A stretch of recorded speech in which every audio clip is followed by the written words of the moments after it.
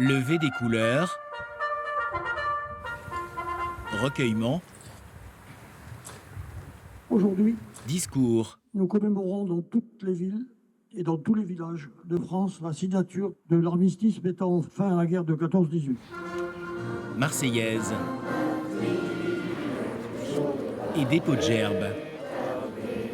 L'hommage aux combattants est à la hauteur, mais l'histoire a ses oubliés. Un homme les a en tête. Cet historien local a travaillé sur les Canadiens venus en nombre en 1917 pour couper du bois.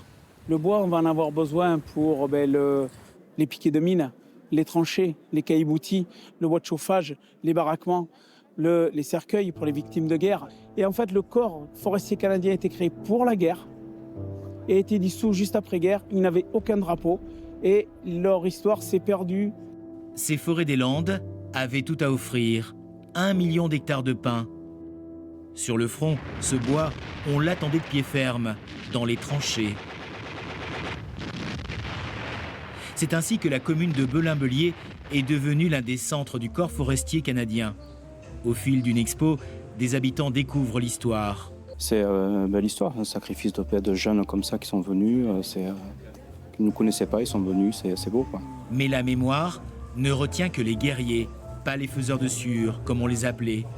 Des Acadiens, parfois morts, d'un autre fléau. Un jeune Canadien qui s'est prêté volontaire à 16 ans et demi est malheureusement mort à l'âge de 19 ans de la grippe espagnole, on dit. Il y a eu d'autres morts aussi de la région. Bientôt, Belin-Bellier aura une plaque pour se souvenir de ces soldats bûcherons qui, à leur manière, ont sauvé l'Europe.